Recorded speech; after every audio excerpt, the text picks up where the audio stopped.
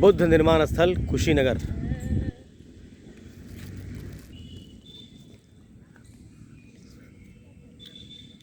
विश्व गुरु गौतम बुद्ध जिनका निर्माण स्थल कुशीनगर में, बहुत विशाल, बहुत शांति वाली जगह है ये।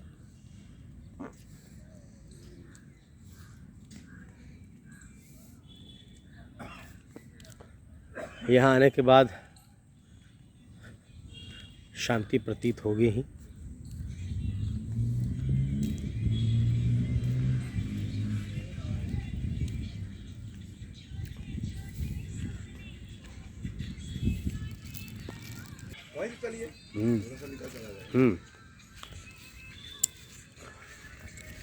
खुदाई में देखिए ये जो मिला है, इसे देखिए, जो दीवार देख रहे हैं आप, ये खुदाई में मिली है। ये लगभग 4 फीट चौड़ी है ये दीवार। अब देखिए, जितना देख रहे हैं दूर तक आप, ये सब खुदाई में मिली है। सामने मंदिर है, ये सब खुदाई स्थल है।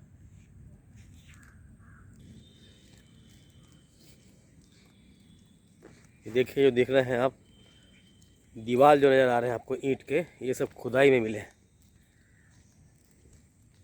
बुद्ध के साक्ष्य देखिए।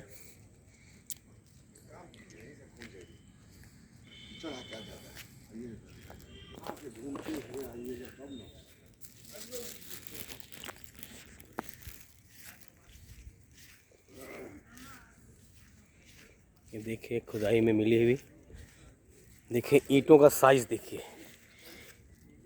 ईंटें कितनी चौड़ी चौड़ी है।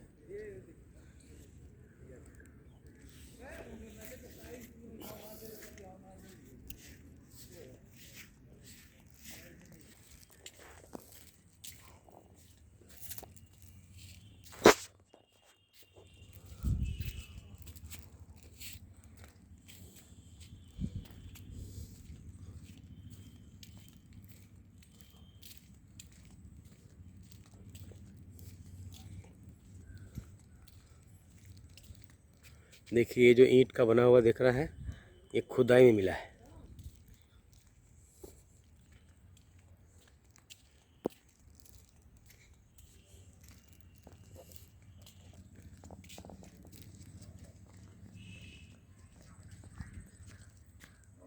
यह जो बुद्ध निर्माण स्थल आप देख रहे हैं, जो मिला है, नीचे जो ईंट देख रहे हैं, ये ईंट खुदाई से मिलने के बाद इसके ऊपर बनाया गया है। ये देखिए, बुद्ध, विश्व को शांति का संदेश देने वाले विश्व गुरु बुद्ध।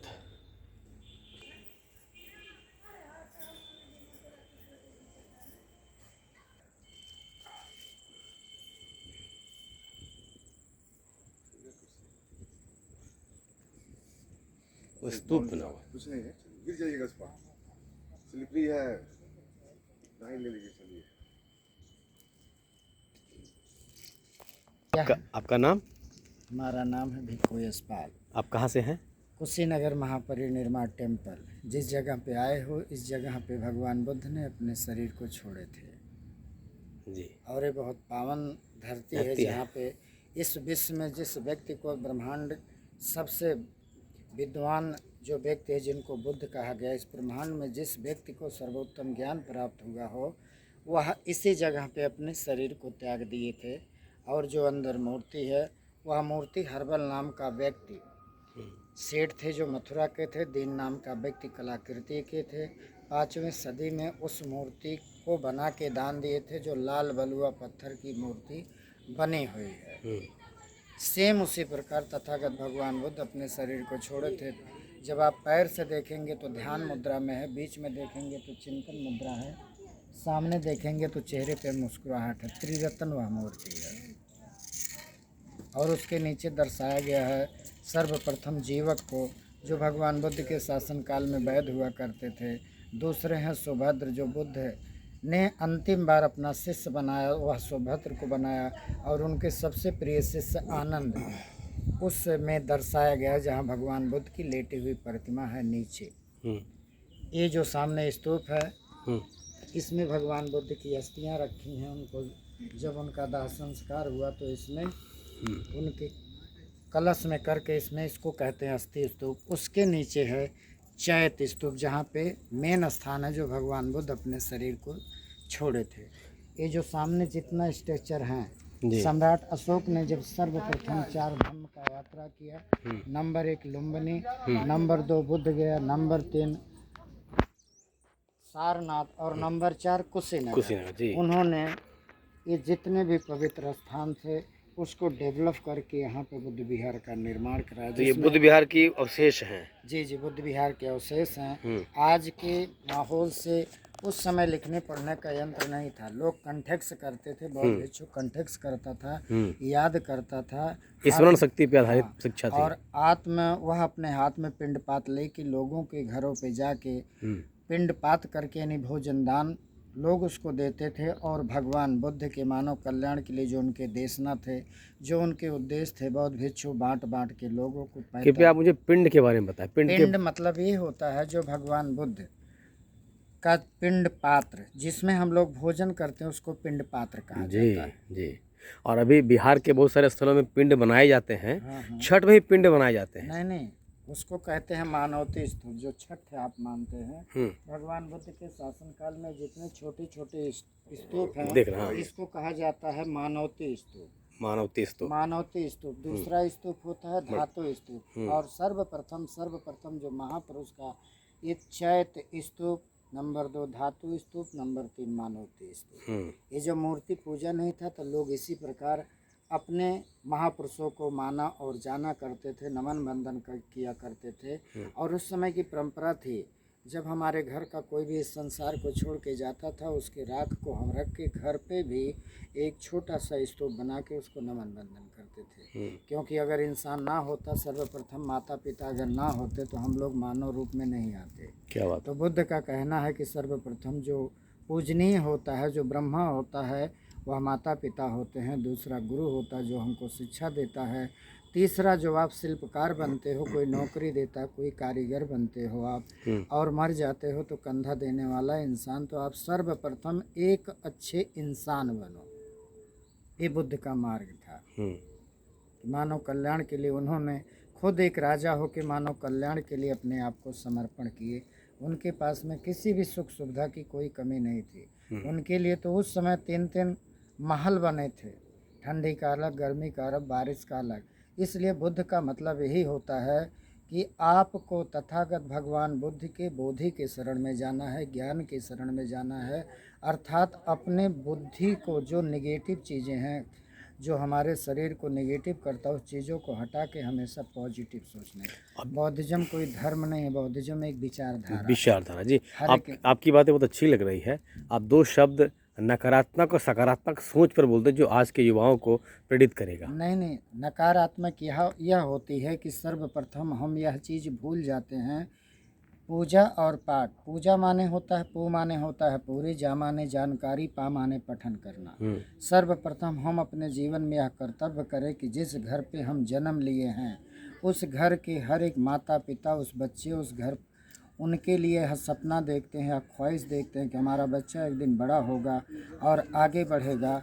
हमारे युवा पीढ़ी क्या करते हैं, अपने माता पिता के प्रति में जो समर्पण होना चाहिए वो खुल के नहीं आते हैं और माता पिता ही के धन को कमा के, वो माता पिता कमाए हुए होते हैं, वह ये चीज़ भूल जाते हैं कि यह जो धन है अभी हमारा नहीं, अभी हमारे माता पिता का है।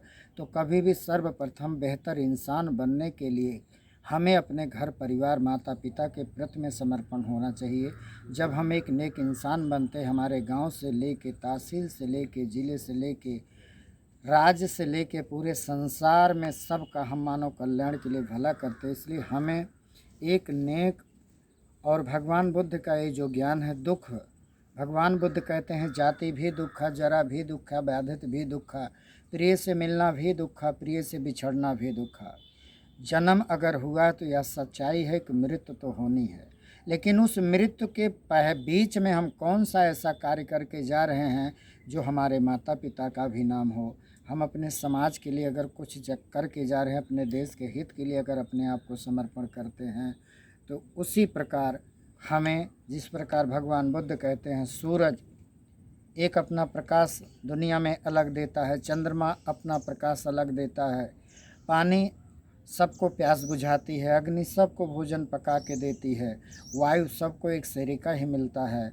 इसलिए जितने भी प्राकृतिक के हमारे शरीर को संरक्षण के लिए बनाए गए, हम उसका संरक्षण करें और उसके विपरीत ना जाएं। अगर हम प्राकृतिक के विपरीत जाते हैं तो दुख का कारण हम खुद होते हैं, दूसरा कोई हमारे दुख का कारण है। इसलिए सर्वप्रथम अपने जीवन को भगवान बुद्ध के जो तीसरण है, पंचशील हैं, हमें उसको अपने आप को समर्पण करना चाहिए, हर एक इंसान को। इस भौतिक काल में जी जीने के लिए धन की परम आवश्यकता है। नहीं, देखिए, धन तो कमाना एक अच्छी बात है, लेकिन शुरू में जो युवा बच्चे हैं वो धन के पीछे ना भाग के सबसे पहले शिक्षा के पीछे भागें। ये मैसेज हो गया, क्योंकि बहुत बढ़िया। शिक्षा रहेगा तो आपका ऑटोमेटिक वह ज्ञान, वह मार्ग बता देगा। युवा बच्चों से हम लोग भिक्षु मोंग के ही रिक्वेस्ट करते हैं कि वह पैसे के पीछे सबसे पहले ना भागें, सबसे पहले वह शिक्षा के प्रति भागें, और जब शिक्षा रहेगा तो पैसा उनके पीछे पड़ के आता है। शानदार संदेश, बहुत बढ़िया। एक और संदेश मैं चाहूँगा, आज घर बहुत टूटते हैं विवाह के बाद। जी।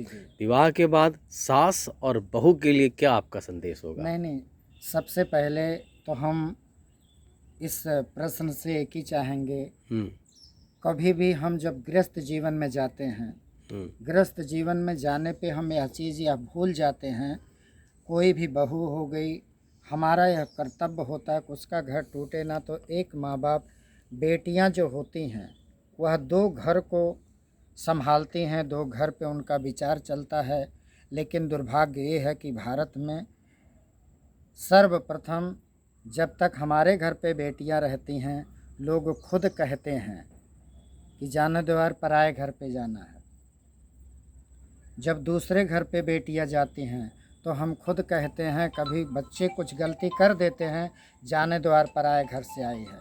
तो सभी महिलाओं से यही भगवान बुद्ध की करुणा मैत्री से हम भिक्षुओं को यही कहना चाहते हैं, घर की आग अगर बाहर जाएगी, बाहर की आग अगर घर में आएगी तो घर हमारा ही जलना रहता है। इसलिए हमें ऐसा चाहिए, जो सास ससुर हैं उनको हम माता पिता ने की निगाह से देखें, जो जेठ हैं उनको हम अपना बड़ा भाई समझें, जो देवर है उसको हम अपना छोटा भाई समझें, और जो ननद है उसको हमेशा अपनी बहन समझें। तो जीवन में कभी भी घर आपका बिखरेगा नहीं, आपका घर सुखी और समृद्धि से आगे चलेगा। बहुत बहुत शुक्रिया।